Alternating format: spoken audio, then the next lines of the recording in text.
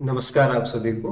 देखिए, assistant professor special botany test series में आप सभी का स्वागत है। और राजस्थान के संदर्भ में बात की जाए तो एक टॉप मोस्ट एग्जाम हम सब्जेक्ट की मान सकते हैं, जो असिस्टेंट प्रोफेसर का भी मई में होने वाला है। तो इसके लिए जो हमारा प्रयास चल रहा है कि हम एक टेस्ट सीरीज के माध्यम से आपका जो प्रिपरेशन का लेवल है वो टू द पॉइंट कैसे रहे और कैसे सारे डाउट्स हैं वो क्लियर हो और नेक्स्ट एग्जाम में आपका स्कोरिंग बहुत अच्छा रहे। तो आई होप आप सबकी तैयारियां बहुत अच्छी चल रही होंगी और टेस्ट सीरीज के माध्यम से इन तैयारियों को जरूर एक और हाइट मिलेगी। और गुड लक आप सभी को।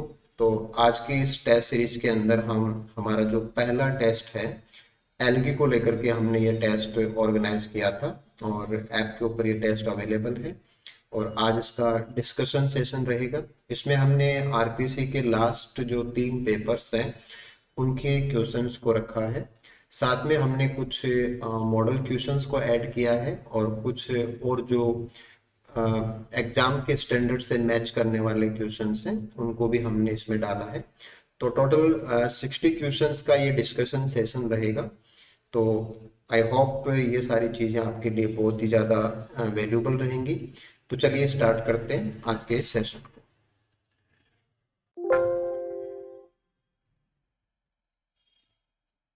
तो सबसे पहले हम बात करते हैं हमारे क्वेश्चन नंबर फर्स्ट का। और देखिए, ये जो क्वेश्चन है कि which one of the following algae shows permanent palmelloid habit.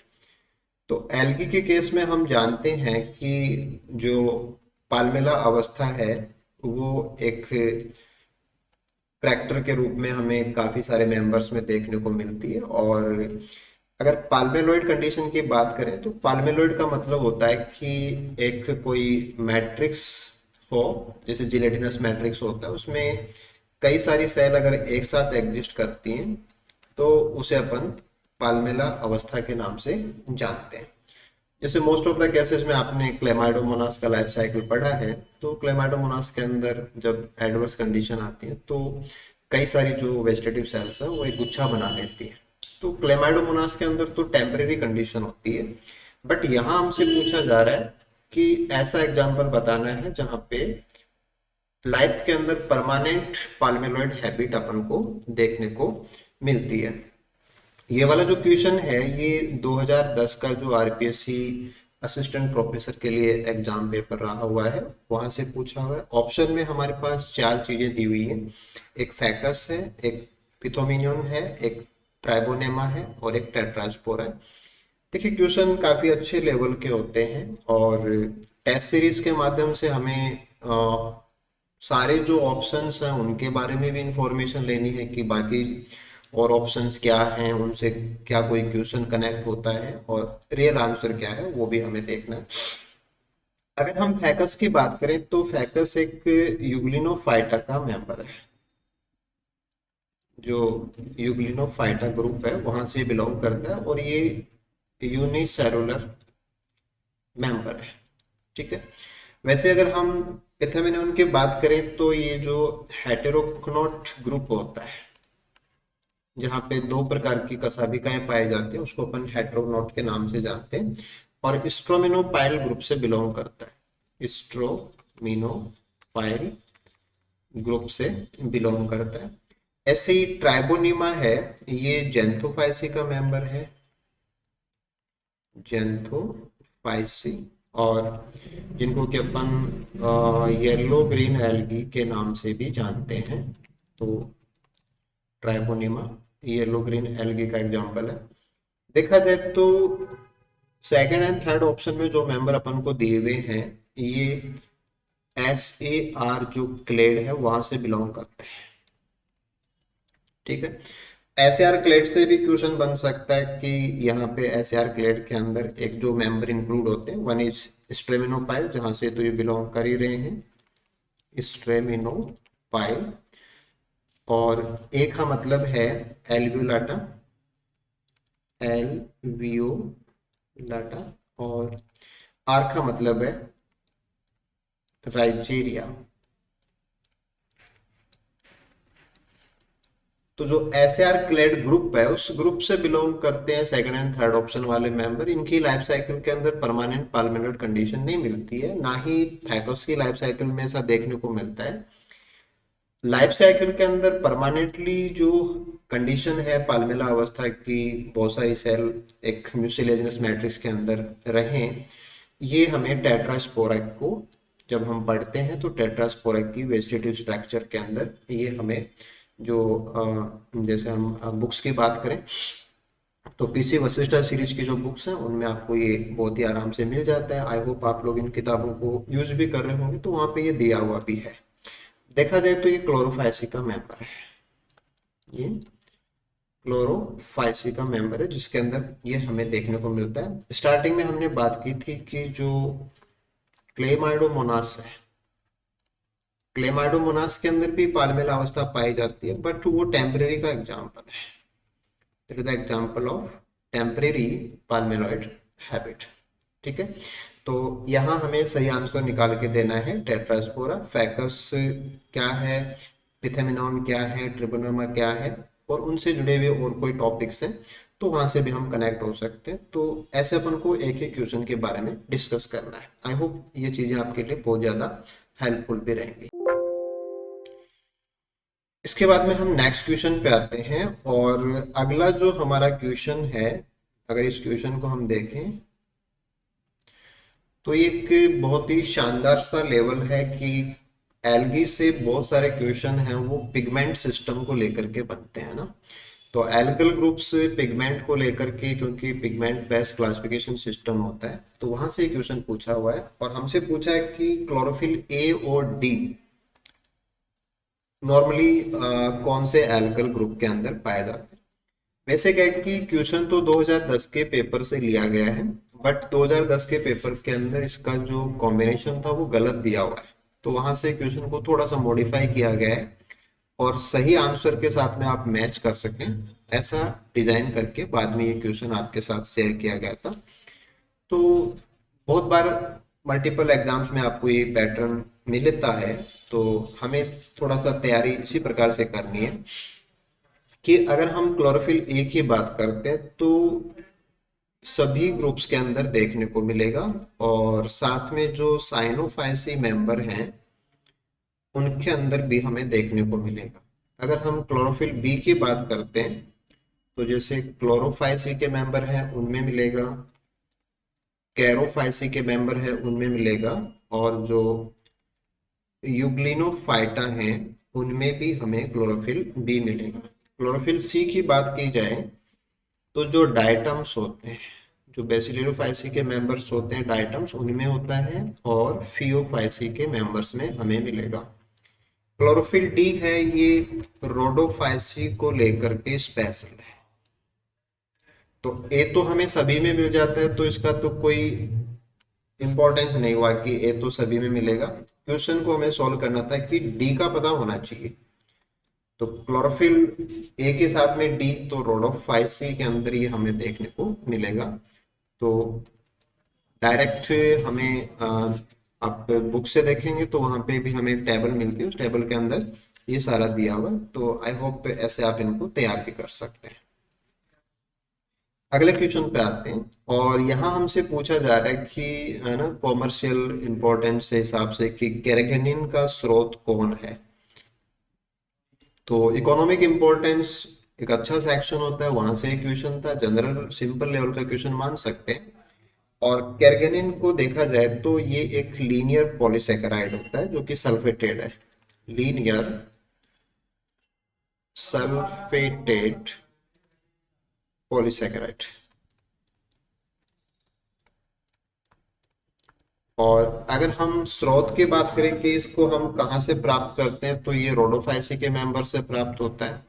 और रोडोफाइसी के मेंबर्स में भी आपको ध्यान में देना है कि जो मेन सोर्स है इसका, या मुख्यतया हम इसको जहां से प्राप्त करते हैं उस स्पीसीज को हम बोलते हैं कॉन्ड्रस क्रीपस, कॉन्ड्रस क्रीपस। और वैसे इसका जो दूसरा नाम होता है कि हम इसको आयरिश मॉस के नाम से भी जानते हैं। तो निकनेम से भी कुछ क्वेश्चन बनते हैं, वो भी हमें पता होना चाहिए। तो रोडोफाइसी का मेंबर है कॉन्ड्रस क्रीपस, उससे मेनली हम कैरगेनियन जो कि औद्योगिक स्तर के ऊपर हमें चाहिए होता है तो वो हम प्राप्त करते हैं। इसके अलावा जो दूसरे और सोर्स हैं वो भी हम ध्यान में दे सकते हैं कि one is the algae, this is Eucheuma, वहां से भी ये प्राप्त होता है। ऐसे ही कैपोफाइकस जो एल्गी है उससे भी प्राप्त होता है। और इनके लिए आप थोड़ा सा ये ध्यान में देंगे कि ये कल्टीवेटेड स्पीसीज है, कल्टीवेटेड स्पीसीज जो कि यूज की जाती हैं। तो प्राकृतिक सोर्स के हिसाब से बात करेंगे तो कॉन्ड्रस क्रीपस एग्जाम्पल है। अगर खेती करके हम कैरगेनिन को प्राप्त करते हैं, मतलब कि औद्योगिक स्तर के ऊपर बहुत सारा खेती से अगर हम निकालें कि एल्गी का जो कल्चर है हम उसको ग्रो करें, तो वहां अपन को ध्यान देना है कि जो यूकेमा है, कैपोफेकस है, ये हमारे मेन एग्जाम्पल है। चलिए इसके बाद में अगले क्वेश्चन पे आते हैं। और ये जो हमारा क्वेश्चन है ये लाइफ साइकिल को लेकर के क्वेश्चन पूछा गया है कि हैप्लोनिटिक प्रकार का अल्टरनेशन ऑफ जनरेशन हमें कौन सी एल्गी में देखने को मिलेगा। तो कारा है, एक्टोकार्पस, एंटेरोमोर्फा, अल्वा, ये सब हमें दिए हुए हैं। तो हैप्लोनिटिक जैसे हैप्लॉइड से आप जान सकते हैं, तो इसे ये पता लगता है कि लाइफ साइकिल के अंदर जो मुख्य अवस्था होती है, जो प्रधान अवस्था होती है, वो हैप्लॉइड होनी चाहिए। ठीक है, तो कारा के अंदर जो मेन फेज है वो हैप्लॉइड फेज ही होती है। ठीक है, एक्टोकार्पस की बात करें तो एक्टोकार्पस के अंदर जो मेन फेज होती है वो 2n फेज होती है, क्योंकि एक्टोकार्पस में आपने यूनिलोक्यूलर, प्लोरीलोक्यूलर, है ना, ये स्पोरेंजिया पढ़े हैं। तो उसके बाद में हैप्लॉइड फेज भी आती है इसके अंदर और डिप्लॉइड फेज भी आती है। तो जब स्पोरोफिटिक जनरेशन हो और गैमेटोफिटिक जनरेशन हो और एक्टोकार्पस के दोनों थैलस से मॉर्फोलॉजी में सेम होते हैं, तो मॉर्फोलॉजी में सेम होने पे हम बोलते हैं आइसोमॉर्फिक। तो मेन फेज हैप्लॉइड नहीं होती है, क्योंकि जो स्पोरेंजिया बनते हैं तो वहां पे रिडक्शन डिवीजन भी होता है, तो 2n फेज मेन फेज होती है। हाँ, हैप्लॉइड और डिप्लॉइड दोनों फेजेस पाई जाती हैं, दोनों के थैलस हूबहू होते हैं, तो आइसोमॉर्फिक टाइप का अल्टरनेशन ऑफ जनरेशन है एक्टोकार्पस का। एंटेरोमॉर्फो की बात की जाए या अल्वा की बात करें अपन, तो एंटेरोमॉर्फो का जो सिचुएशन है कि यहाँ पे हमें डिप्लोबायोटिक फेज देखने को मिलती है, डिप्लोबायोटिक। तो main phase haploid sorry diploid होने पे हम इसको डिप्लोबायोटिक बोलते हैं, या इसका दूसरा नाम डिप्लोहैप्लॉन्टिक भी हो सकता है। डिप्लोहैप्लॉन्टिक भी हम इसी को बोलते हैं। तो मैन जो थैलस अपन बुक से पढ़ते हैं, अगर हमें थोड़ा सा उसका आइडिया है कि कारा के अंदर मैन थैलस कैसा है, एक्टोकार्पस का कैसा है, एंटेरोमॉर्फो में कैसा है, तो हम इन चीजों को ध्यान दे सकते हैं। ऐसे अगर हम अल्वा की बात करें तो अल्वा के अंदर भी मैन जो थैलस है वो डिप्लॉइड थैलस होता है।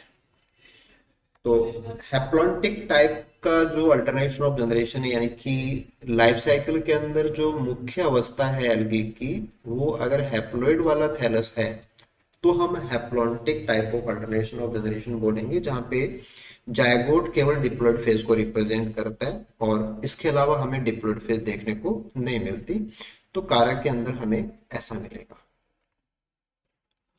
इसके बाद में हम अगले क्वेश्चन पे आते हैं, और ये मोर्टेलिटी से जुड़ा हुआ क्वेश्चन है कि which of the following algae has non flagellated coenobia. तो एक तो सिनोबियम होनी चाहिए और ऊपर से फ्लैजिला नहीं होना चाहिए, तो दो चीजें अपन को देखनी है। तो अगर हम सिनोबियम की बात करें तो सिनोबियम का मतलब होता है कि एल्गी का ऐसा कॉलोनी जिसमें नंबर ऑफ सेल्स जो होता है वो फिक्स हो। तो नंबर ऑफ सेल फिक्स होने पे हम सिनोबियम बोलते हैं, otherwise number of cell fix नहीं होता तो हम उसको सिंपल कॉलोनी बोलते हैं। तो एक तो नंबर ऑफ सेल फिक्स हो और एक फ्लैजिलेट कंडीशन हो, है ना। तो यूडोराना के अंदर भी कॉलोनी पाई जाती है, पेंडोराइना के अंदर भी कॉलोनी पाई जाती है और वोल्वॉक्स के अंदर भी कॉलोनी पाई जाती है ना। वोल्वॉक्स की कॉलोनी को आप सिनोबियम के एग्जाम्पल के रूप में बहुत आराम से पढ़ते भी हैं। बट इन सब में फ्लैजिला है ना, कॉलोनी तो है और ये फ्लैजिलेट है। बट पेडियस्ट्रम के अंदर जो सिनोबियम है उसमें फ्लैजिला नहीं है, नॉन फ्लैजिलेट कंडीशन है कि मोटाइल नेचर नहीं है, मोटिलिटी नहीं है कॉलोनी के पास, सिनोबियम के पास। तो बाकी तीन एग्जाम्पल्स में भी आपको कॉलोनी मिलेगी, वो भी सिनोबिया का एग्जाम्पल है बट वो मोटाइल सिनोबिया के एग्जाम्पल है। जबकि पेडियस्ट्रम है वो नॉन मोटाइल सिनोबियम का एग्जाम्पल है। वैसे थोड़ा सा और ध्यान दें तो जो हाइड्रोडिक्टियोन का जो फैमिली है ना, हाइड्रोडिक्टिएसी, वहां से बिलोंग करता है। तो अगर इस एंगल से देखें तो भी हाइड्रोडिक्टियोन के अंदर जो कॉलोनी है वो नॉन मोटाइल होती है, जिसको अपन वाटर नेट के नाम से भी जानते हैं। तो पेडियस्ट्रम इज द सिनोबियम जहाँ पे आपको मोटिलिटी नहीं मिलेगी। तो 2015 के पेपर का ये क्वेश्चन रहा हुआ, तो काफी बार ऐसा कॉलोनी से जुड़ा हुआ क्वेश्चन भी आता है। ओके, ऐसे हम दोबारा देख सकते हैं कि अगला जो क्वेश्चन है, क्वेश्चन नंबर 6, उसमें क्लोरोफिल ए एंड सी के लिए क्वेश्चन पूछा गया था ना। लास्ट पेपर के अंदर ए एंड डी का था और अगले पेपर के अंदर भी दोबारा से ये सेक्शन रिपीट हुआ है। तो पिगमेंट सिस्टम अपने आप में एक अच्छा सेक्शन हो जाता है। तो ए एंड सी जो मिलेंगे वो तो हमें मिलते हैं क्रोमोफाइटा के अंदर, ठीक है। और अगर हम बात करें तो हमारा जो यूग्लिनोफाइटा है ना, यूग्लिनोफाइटा ए एंड बी इसके अंदर हैं, डायनोफाइसी के मेंबर हैं, ग्लूकोफाइटा के मेंबर हैं। तो उनके अंदर ए एंड सी कंपोजिशन नहीं है। क्रोमोफाइटा के मेंबर्स के अंदर हमें ए और सी पिगमेंट एक साथ देखने को मिलते हैं और ए और सी का जो कॉम्बिनेशन है वो हमें यहाँ पे बताना था। अगले क्वेश्चन को देखा जाए तो ये था कि which of the following is prokaryotic algae. एक तो प्रोकैरियोटिक होना चाहिए और साथ में क्लोरोफिल ए एंड बी होने चाहिए। तो एक थोड़ा सा हटके क्वेश्चन हो गया कि हमें जो साइनोबैक्टीरिया हैं उधर जाना पड़ेगा, क्योंकि प्रोकैरियोटिक एल्गी तो साइनोबैक्टीरिया ही होते हैं। तो साइनोबैक्टीरिया की साइड से आपको ये क्वेश्चन करना है। तो ऑप्शन के अंदर है ना, नॉक्टिलुका है, नेरोसिस्टिस है, प्रोक्लोरोन है, प्रोटोक्सिटा, ये मेंबर्स अपन को दिए हुए हैं। तो थोड़ा सा पहले इनके बारे में बात कर लेते हैं कि पहला मेंबर तो बिलोंग करता है डायनोफ्लैजिलेट से, और इस मेंबर का जो कनेक्शन है वो है ब्लू लाइट से। और मेराइन एल्गी है, और जो बायोल्यूमिनेसेंस होता है कि जो चमक, जैसे जुगनू के अंदर चमक आती है तो वो बायोल्यूमिनेसेंस का एग्जांपल है, वैसे ये भी बायोलुमिनेसेंस का एग्जांपल है।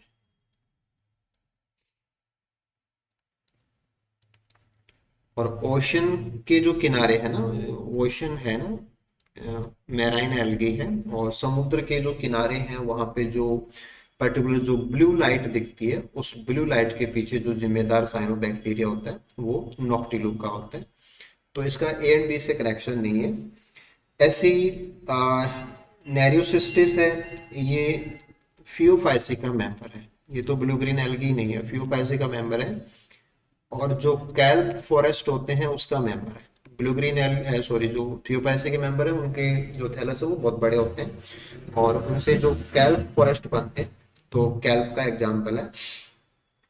प्रोटोक्लोरोन हमारा राइट आंसर भी है कि इसमें क्लोरोफिल ए एंड बी पाए जाते हैं। और थोड़ा सा आपको इसके रिगार्डिंग ऐसा भी देखना है कि ये कोराल रीफ्स जो होती हैं, कोराल रीफ्स जो कि अपने आप में बहुत ही ज्यादा प्रोडक्टिव इकोसिस्टम्स होते हैं, उनमें एक्स्ट्रा सेलुलर सिम्बियोंट होता है, एक्स्ट्रा सेलुलर सिम्बियोंट। तो ए एंड बी, क्लोरोफिल भी इसके अंदर पाए जाते हैं, प्लस ये कोराल रीफ्स के अंदर एज ए एक्स्ट्रा सेलुलर सिम्बियोंट भी अपन को देखने को मिलता है। लास्ट जो टर्म दिया गया है ये प्रोटोकिस्टा को दिया गया है। एक्चुअल में ये वर्ड प्रोटिस्ट के लिए ही इस्तेमाल होता है। तो प्रोटिस्टा ग्रुप होता है उसी के लिए इस्तेमाल होता है, जिसमें कि यूकैरियोट्स भी इंक्लूड होते हैं। तो ये तो हो ही नहीं सकता। तो फियोफाइसी की वजह से नेरियोसिस्टिस नहीं हो सकता। डाइनोफ्लैजेलेट है, ये भी नहीं है इसका आंसर। प्रोटिस्टा है, यहाँ पे यूकेरियोट्स आ जाते हैं, ये भी नहीं है। तो प्रोटोक्लोरोन एक तो एल्गी भी आपको जो चाहिए साइनोबैक्टीरिया वाला वही है, और इसमें पिगमेंट सिस्टम भी वही होता है। और अदर देन जाके देखें तो हमें ये भी ध्यान देना है कि ये क्लोरोफाइसी का सॉरी जो मेंबर साइनोफाइसी का मेंबर है, और कोरल रीफ्स के अंदर एक्स्ट्रा सेलुलर सिम्बियोट के रूप में भी एग्जिस्ट करता है। ओके, अगला जो क्वेश्चन है वो इकोनॉमिक इम्पोर्टेंस से है, और यहाँ पूछा जा रहा है कि which of the following algae is a good source of bromine. तो ब्रोमीन के अकॉर्डिंगली आपको आंसर देना है कि ब्रोमीन का मुख्य स्रोत है वो क्या है। तो ऑप्शंस के अंदर डाइजीनिया है, जिम्नोडीनियम है, लेमिनारिया है, रोडोमेला, ये सब दिए हुए हैं। तो एक एक करके हम इनको समझते हैं। देखो, जो पहला ऑप्शन है डाइजेनेरिया, ये टर्म तो एक्चुअल में क्या है कि बॉटनी का नहीं है, दिस इज ट्रिमेटोड। और ट्रिमेटोड एक्चुअल में पैरासिटिक फ्लैट वर्म होते हैं,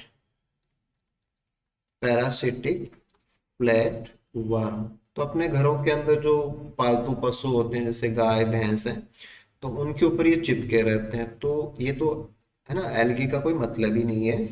दूसरा ऑप्शन जो दिया हुआ है ना, जिम्नोडीनियम, ये डाइनोफाइसी के मेंबर है, डाइनोफ्लैजिलेट मेंबर है, और ये ब्रोमीन का सोर्स भी नहीं है। लेमिनारिया को तो हालांकि आप थोड़ा आराम से जान भी जाते हैं कि ये फियोफाइसी का मेंबर है, और ये आयोडीन का सोर्स है। वैसे तो मोस्टली जो मैराइन एल्गी हैं उनसे बहुत सारे मिनरल्स प्राप्त होते हैं, लेकिन एज ए मेन मिनरल कौन सा है उससे थोड़ा ध्यान दें। तो लेमिनारिया है वो आयोडीन का सोर्स है, ठीक है। और रोडोमेला जो है ये एल्गी रोडोफाइसी का मेंबर है, और ये ब्रोमीन का मेन सोर्स है। तो ब्रोमीन के रिगार्डिंग देखेंगे तो आंसर है वो हमारा होगा रोडोमेला। ठीक है, इसके बाद में अगले क्वेश्चन पे आते हैं, और ये एक अच्छा क्वेश्चन है कि पूछा गया है कि फॉर्मेशन ऑफ स्ट्रेटोस्पोर। स्ट्रेटोस्पोर आपको कहाँ मिलेंगे ना, कि कौन से ग्रुप के अंदर आपको स्ट्रेटोस्पोर देखने को मिलते हैं। तो थोड़ा सा अगर समझें तो स्ट्रेटोस्पोर जो होते हैं वो डोरमेंट स्पोर होते हैं, डोरमेंट स्पोर्स इन डायटम्स। तो डायटम्स के अंदर ये डोरमेंट स्पोर है जहां पे थीका बनती है, प्लेट लाइक स्ट्रक्चर्स होते हैं, और डायटम्स जो हैं वो क्राइसोफाइसी के मेंबर्स होते हैं। तो राइट आंसर आपको है ना डायरेक्टली स्ट्रेटोस्पोर का पता होना चाहिए कि ये डोरमेंट स्पोर्स हैं, और प्लेट लाइक स्ट्रक्चर्स के अंदर एक दूसरे के साथ फंस के ये जो डिजाइन है वो बनती है। और ये डायटम्स का करेक्टर होता है कि डायटम्स में ऐसा देखने को मिलता है, और डायटम्स है वो क्राइसोपाइसी के मेंबर है। तो क्लोरोफाइटा, फियोफाइटा, पायरोफाइटा से इनका कोई कनेक्शन नहीं है। ठीक है, अगला जो क्वेश्चन था कि outer layer of cell wall is made up of algin. तो इकोनॉमिक इंपॉर्टेंस के अंदर जब हम बात करते हैं कि एल्जिन कहाँ से प्राप्त होती है, तो जैसे एल्गी की सेल वॉल के अंदर जो आउटर लेयर होती है वहीं से हमें कोई भी कंपाउंड है वो प्राप्त होता है। तो एल्जिन का जो मुख्य स्रोत है वो फियोफाइसी के मेंबर्स होते हैं। एल्जिनिक एसिड के रूप में ये उनकी सेल वॉल का कंपोनेंट होता है कि एल्जिनिक एसिड के रूप में पाया जाता है। तो फियोफाइसी से हमें आंसर देना है। कोरोलिना है, ये रोडोफाइसी का मेंबर है, ठीक है। ऐसे ही जेलेडियम है, ये भी रोडोफाइसी का मेंबर है। पोरफायरा है, ये भी रोडोफाइसी का मेंबर है। मैक्रोसिस्टिस जो है ये फियोफाइसी का मेंबर है। और एक जाइंट एल्गी होती है ना, फियोफाइसी के मेंबर्स के थैलस काफी बड़े होते हैं, जाइंट थैलस। तो वैसे फियोफाइसी से कोई दूसरा मेंबर होता तो वहां से भी हम सही कर सकते थे। मैक्रोसिस्टिस से भी ये प्राप्त होता है।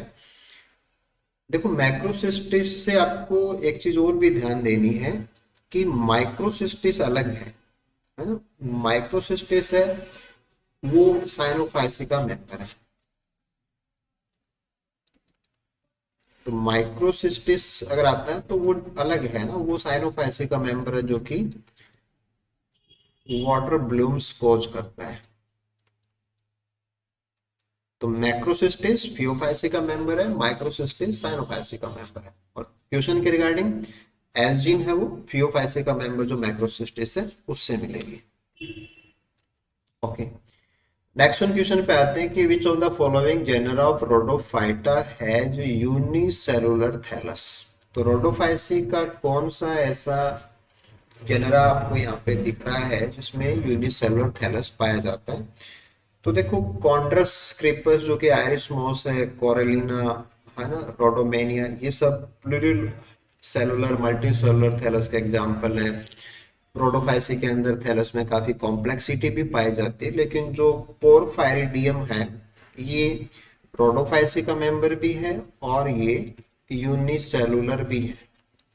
हालांकि सारे ही रोडोफाइसी के हैं, सारे मेंबर रोडोफाइसी से ही हैं, बट यूनिसेलुलर थैलस या सिंपल सेल्स जो है वो पोरफायरिडियम के अंदर हमें देखने को मिलती है। तो थैलस स्ट्रक्चर और पर्टिकुलर एक रोडोफाइसी से अपन को पूछा गया था।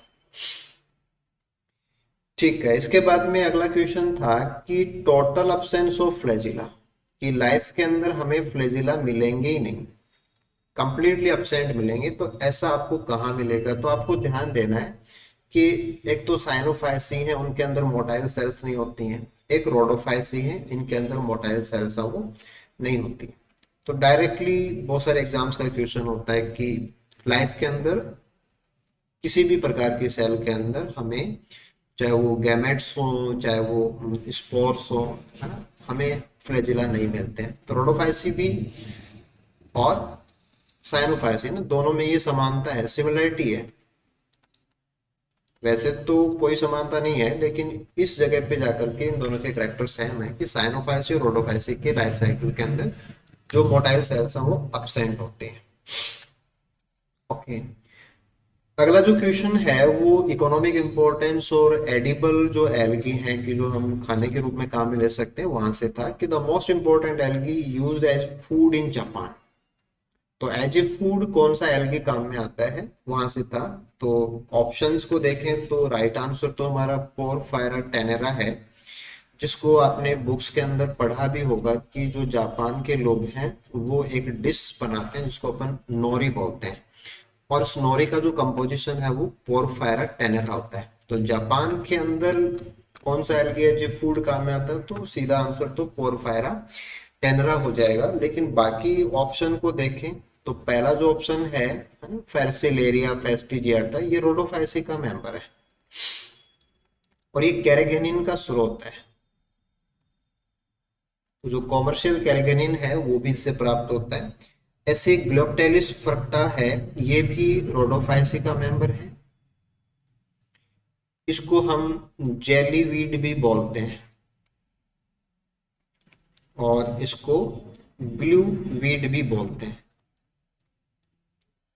चिपचिपा होता है तो jelly like, jelly moss, jelly weed है ना, जेली मॉस ऐसे नाम से भी इसको जाना जाता है, ग्लू वीट के नाम से भी जाना जाता है। माइक्रोसिस्टिस अभी बात कर रहे थे अपन कि माइक्रोसिस्टिस है वो साइनोफाइसी का मेंबर है और ये वाटर ब्लूम से जुड़ा हुआ है।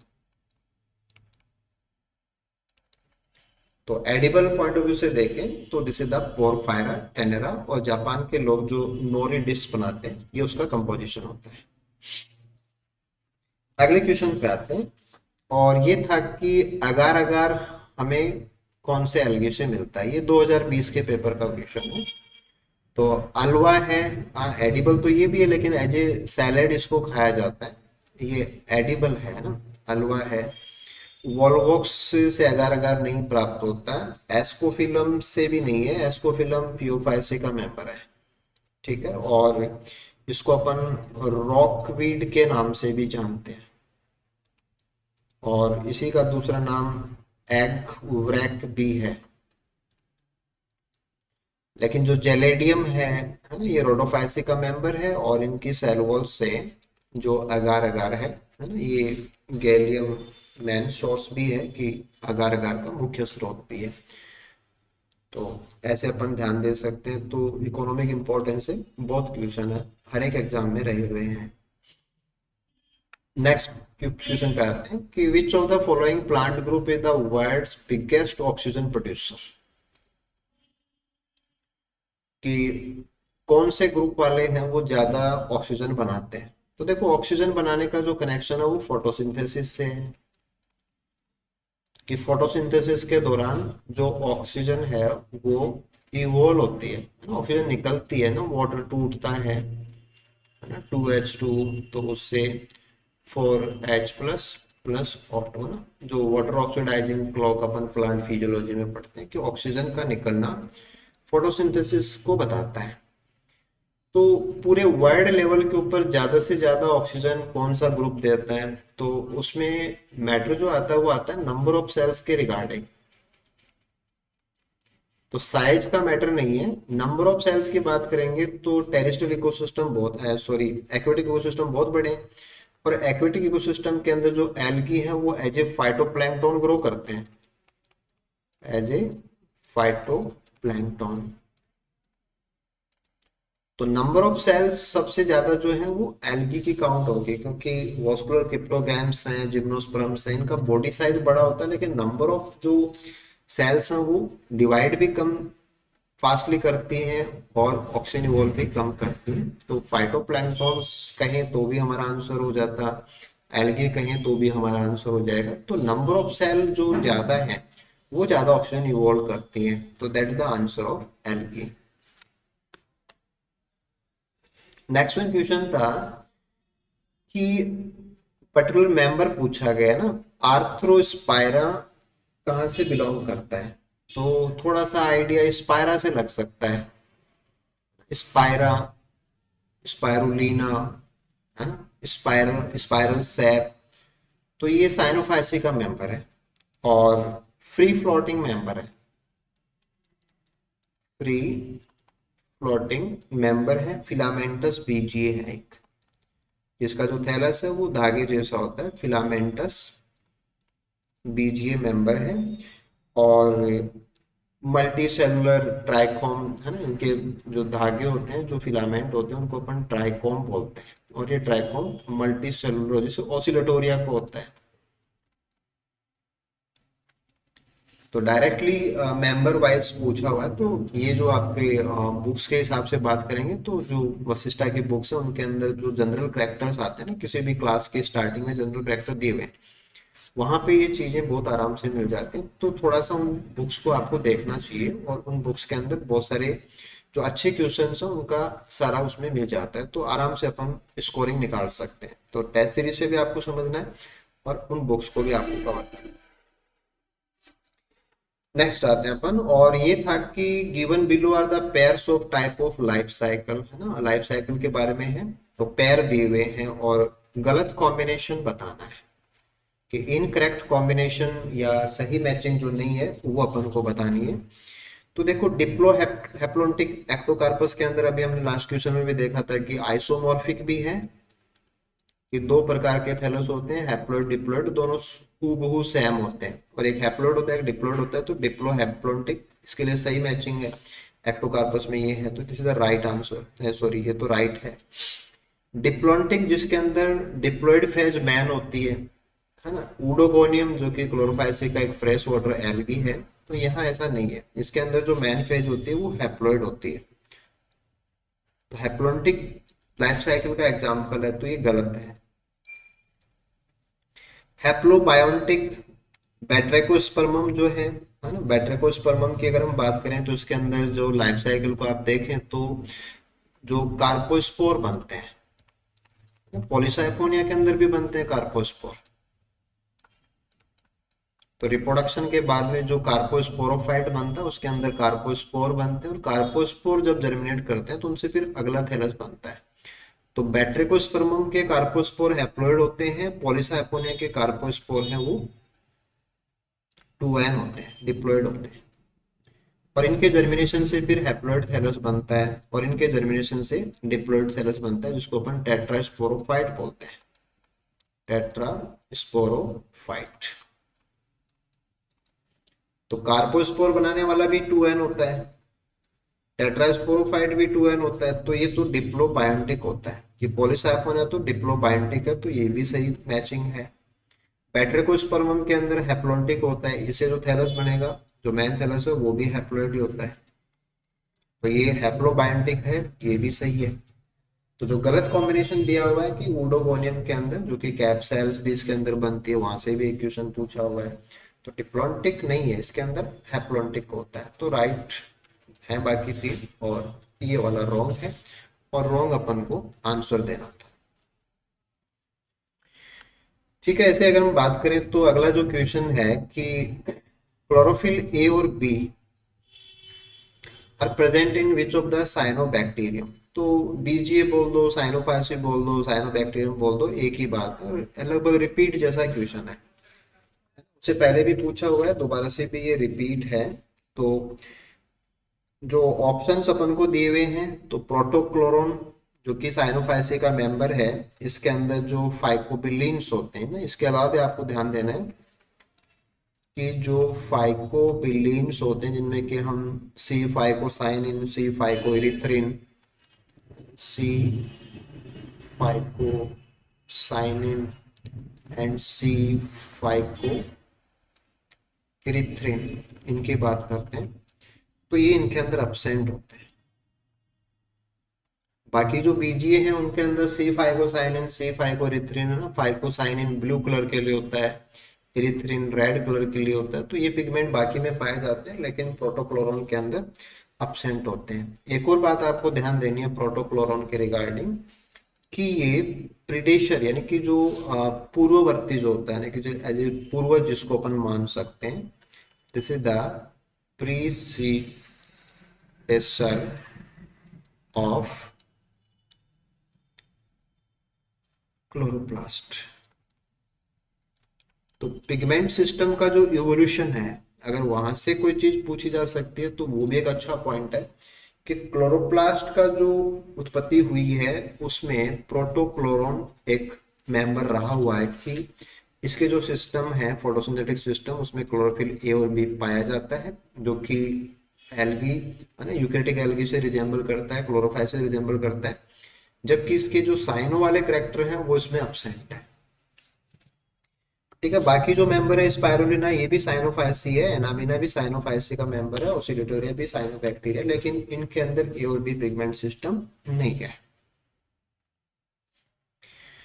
ओके, अगले क्वेश्चन पे आते हैं। दिस इज द कि थर्ड जनरेशन बायोफ्यूल किससे प्राप्त होता है।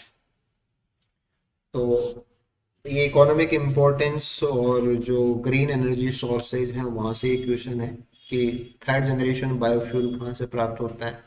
तो वैसे अभी तो एल्गी का टेस्ट है, तो ऑब्वियसली आंसर एल्गी होगा यहाँ तो, है ना, लेकिन फिर भी हमें पता होना चाहिए कि जो हायर प्लांट्स का लेटेक्स होता है, कि जो हायर प्लांट्स के अंदर अगर हम कट लगाते हैं तो जो दूध जैसा जो तरल निकलता है तो वो लेटेक्स बोलते हैं, इसमें कि बहुत ज़्यादा मात्रा ट्राई टर्पिनॉइड्स की होती है, तो उसको भी अपन एज ए बायोडीजल बायोफ्यूल काम में लेते हैं।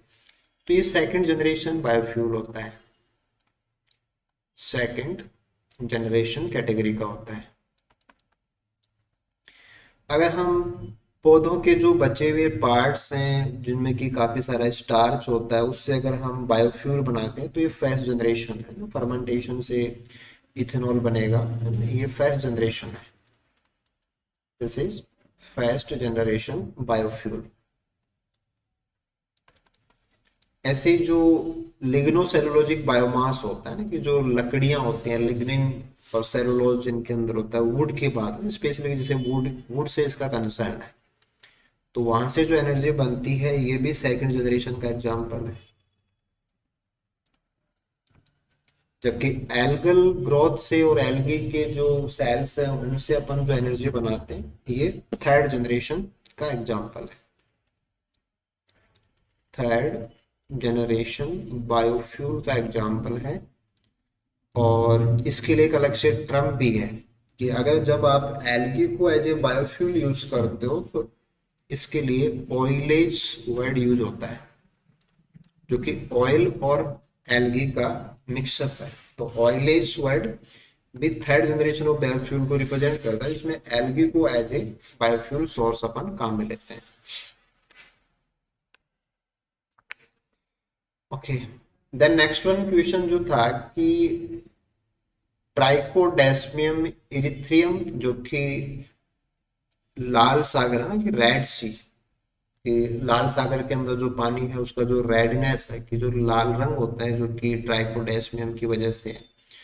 तो ये एल्गी कौन से ग्रुप से बिलोंग करता है? तो एक्चुअल में ये साइनोफाइसी मेंबर है ना, कि ब्लू ग्रीन एल्गी है ट्राइकोडेस्मियम इरिथ्रियम, जिससे कि जो लाल सागर है उसका पानी का जो रंग है वो रेड है।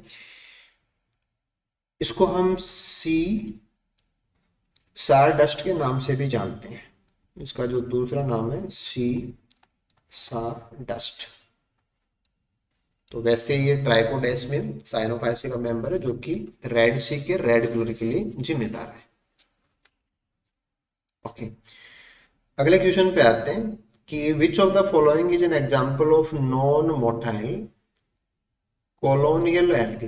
तो यहाँ पे सिनोबियम की कोई जरूरत नहीं है ना, नो सिनोबियम, कोई जरूरत नहीं है कि सिनोबियम ही हो। सिनोबियम होगा तो भी कॉलोनी होती है, सिनोबियम ना हो तो भी आप कॉलोनी बोल सकते हैं। सिनोबियम खास कॉलोनी होती है जिनमें नंबर ऑफ सेल फिक्स होता है। तो बस ये ध्यान देना है कि फ्लैजिला नहीं होने चाहिए, नॉन फ्लैजिलेट कंडीशन। तो राइट आंसर तो है स्कैंडेस्मस। स्कैंडेस्मस क्लोरोफाइसी का मेंबर है, और यहाँ जो सेल्स हैं वो एक प्लेट लाइक गुच्छा बनाती है ना, फ्लेट, एक चपटी प्लेट लाइक डिजाइन के अंदर व्यवस्थित होती हैं। तो उनके पास है ना मोटिलिटी जैसा कोई सिस्टम नहीं है। यूडोराइना है, ये भी क्लोरोफाइसी का मेंबर है, लेकिन ये फ्लैजिलेट है ना, इसमें फ्लैजिला है। गोनियम है, ये क्लोरोफाइसी का है, इसमें भी फ्लैजिला है। पेंडोराइना है, ये भी क्लोरोफाइसी का है, इसमें भी फ्लैजिला है।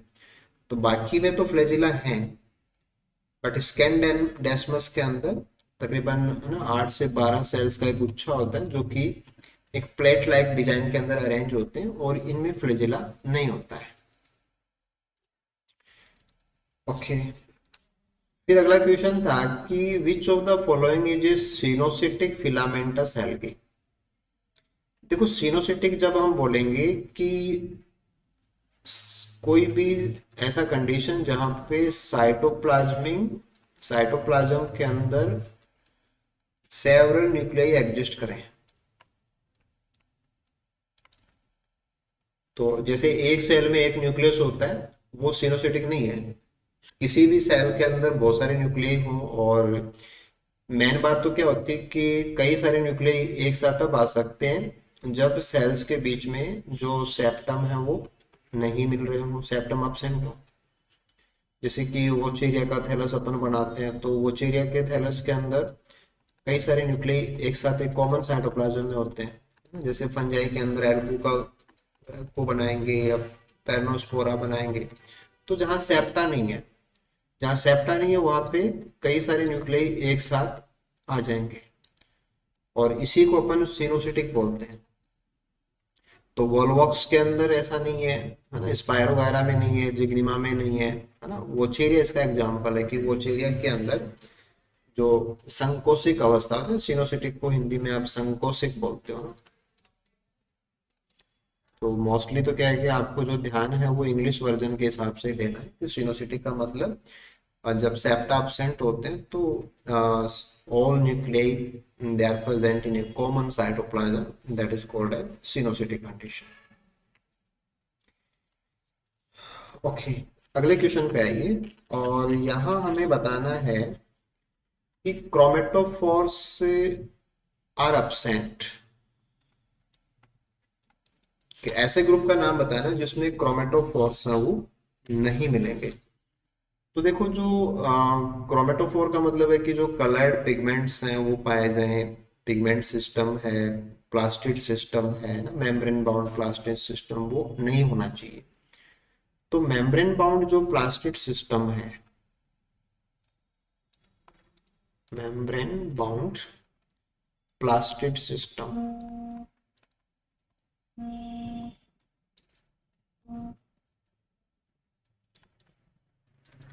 that is absent in Cyanophyceae, क्योंकि साइनोफाइसी प्रोकैरियोटिक है, और प्रोकैरियोटिक होने के कारण से यहाँ पे जो मेम्ब्रेन बाउंड सिस्टम है वो सब नहीं है। रोडोफाइसा रोडोफाइटा में भी है, पियोफाइटा में भी है, पायरोफाइटा में भी है, क्योंकि वो यूकेरियोट है। तो साइनोबैक्टीरिया जो है वो प्रोकैरियोटिक सेलुलर ऑर्गेनाइजेशन रखते हैं, तो उनके अंदर इसका कोई ऑप्शन ही नहीं है। अगले क्वेश्चन पे आते हैं, और ये भी 2020 के पेपर से क्वेश्चन रहा हुआ है कि एक कॉलम 1 एंड कॉलम 2 हमें दिए हुए हैं, जिनकी मैचिंग हमें करानी है, और सही मैचिंग कौन से ऑप्शन में है वो बताना है। एक तो दे रखा है कोलियोकीट स्कूटाटा, ठीक है। तो कोलियोकीट को आप थैलस के पॉइंट ऑफ व्यू से भी जानते हैं, और यहाँ तो हमें नेचर के हिसाब से बताना है ना। जैसे पैरासिटिक है, ब्रैकिस वाटर में मिलता है, एंडोफिटिक है, एपिफिटिक है, ऐसे अपन को आंसर देने हैं। तो कोलियोकीट का जो थैलस है वो बाकी जो एल्गी होते हैं, या अपन बात करें तो जो दूसरे पौधों के ऊपर मिलने वाले एल्गी होते हैं, उनको अपन एपिफिटिक एल्गी बोलते हैं। तो मेनली जो एक्वेटिक प्लांट्स है ना, फ्रेश वाटर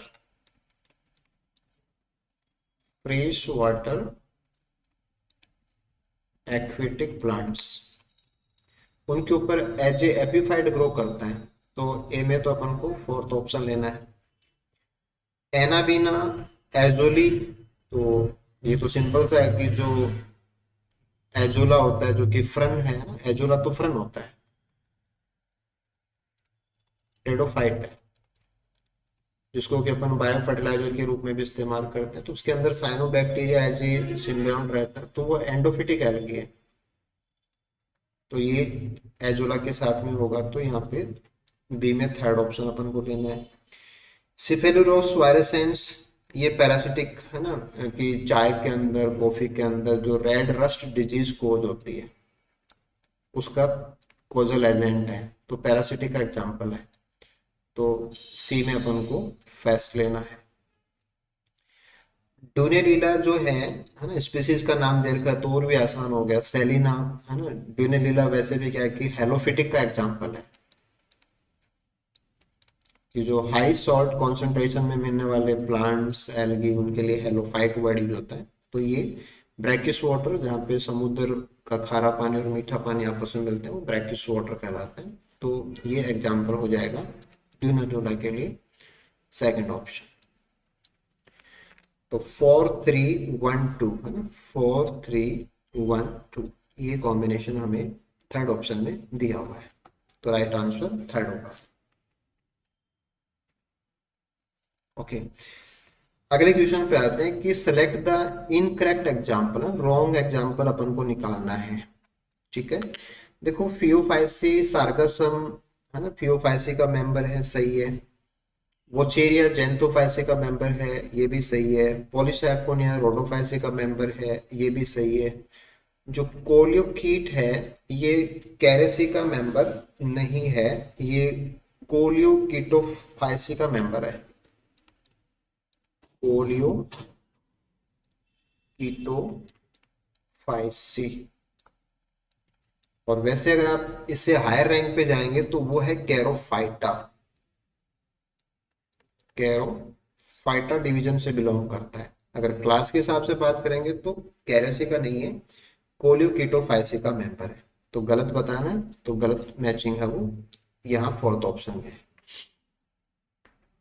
ये काफी सिंपल सा लेवल है कि रिजर्व फूड मटेरियल कौन से क्लास में क्या होता है, तो उससे था कि फ्लोरिडियन स्टार्च, तो रोडोफाइसी का स्पेशल है कि रोडोफाइसी के अंदर ये floridean starch as a reserve food होता है। बाकी फ्यूफाइसी के अंदर जो मेन रिजर्व फूड है वो मैनीटोल होता है। जेंथोफाइसी के अंदर ऑयल ड्रॉपलेट्स होते हैं, और कैरोफाइसी के अंदर स्टार्च होता है। तो रिजर्व फूड से जुड़े हुए क्वेश्चन है, वो भी एक अच्छा सेक्शन होता है, पूछे जा सकते हैं, याद होना चाहिए अपन को। आगे था कि एडिबल भी होना चाहिए और फ्रेश वाटर का भी होना चाहिए। तो फ्रेश एंड एडिबल से हमें एल्गी चूज करना है कि फ्रेश वाटर एडिबल एल्गी का एग्जांपल कौन है। देखो पोरफायरा है, ये तो मैराइन का एग्जांपल है, तो गलत हो गया। क्लोरेला है ना, ठीक है, ये एडिबल तो है लेकिन पोरफायरा इसमें गलत है तो नहीं हो सकता। स्पाइरुलिना एडिबल है, लेकिन लेमिनारिया जो कि फियोफाइसी का है, ये एडिबल भी नहीं है और ये मैराइन है।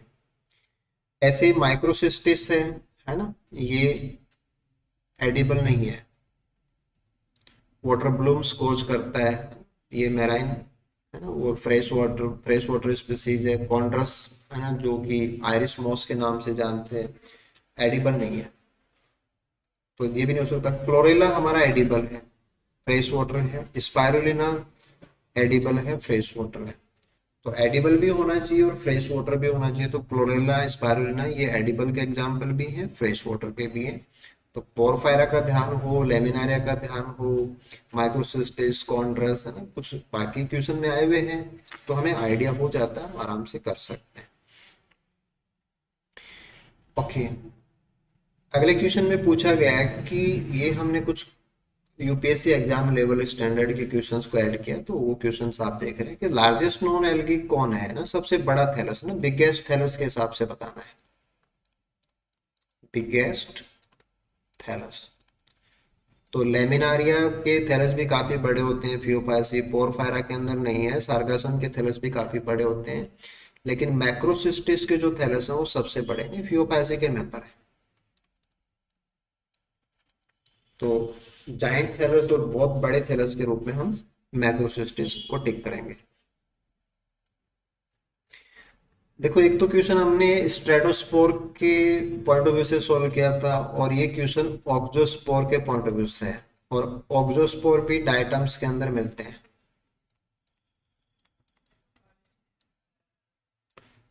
तो राइट आंसर तो डायटम्स ही होगा। थोड़ा सा अगर हम ध्यान दें तो जो गैमेट्स होते हैं,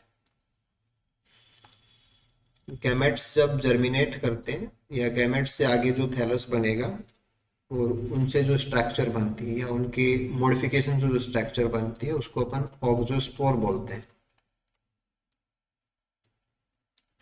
तो जो गैमेट्स के रूप में बिहेव करने वाली सेल्स हैं, वो स्पोर के रूप में जब कन्वर्ट होते हैं तो उनको अपन ऑक्जोस्पोर बोलते हैं। ऐसे ही जो रेस्टिंग स्पोर हैं उनके रूप में भी बन सकते हैं, रेस्टिंग स्पोर के रूप में भी ऑक्जोस्पोर की फॉर्मेशन हो सकती है। तो या तो गैमेट्स हैं उनसे बनेंगे या रेस्टिंग सेल्स हैं उनसे बनेंगे, बट बाई ग्रुप देखेंगे तो जो बेसिलेरियोफाइसी के मेंबर्स हैं, डायटम्स हैं, उनमें हमें ऑक्जोस्पोर्स देखने को मिलते हैं। तो right answer will be diatoms.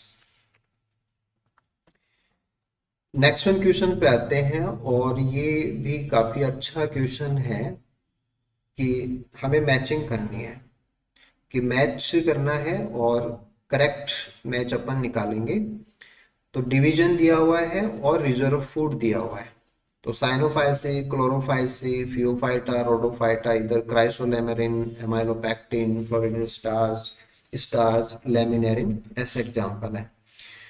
तो अगर साइनोफाइसी की बात करेंगे तो वहां पे जो प्रोडक्ट है वो तो होता है ना, साइनोफाइसी के अंदर जैसे साइनोफाइशियन ग्रेन्यूल्स पाए जाते हैं, तो वो स्टार्च ही है, लेकिन स्टार्च का जो फॉर्म होता है दैट इज द एमाइलोपैक्टिन। तो ये तो एमाइलोपैक्टिन से कनेक्ट होगा।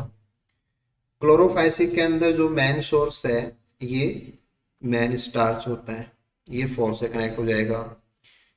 फियोफाइसिक के जो मेंबर्स हैं ना, जैसे कि लेमिनारिया भी अपन ने पढ़ा था, है ना, देखा अपन ने, लेमिनेरिन ऑप्शन में दिया हुआ है, तो लेमिनेरिन, है ना, लेमिनारिन स्टार्च भी आपको, तो वो भी यही टिक होगा।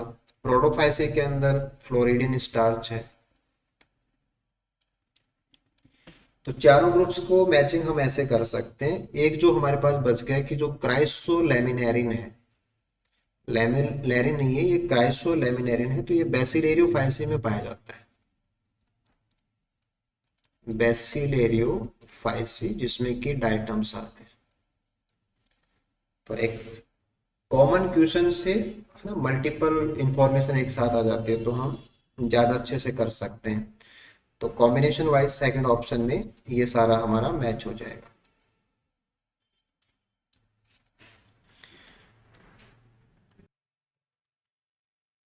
तो ये हमारा डिस्कशन का पार्ट ए रहेगा, जिसमें हमने स्टार्टिंग के 30 क्वेश्चंस को डिस्कस किया। इसमें 2010, 2015 और 2020 जो असिस्टेंट प्रोफेसर आरपीएससी एग्जाम रही हुई हैं, उनके एलगी के सेक्शन के सारे क्वेश्चन हमने इसमें डिस्कस किए हैं।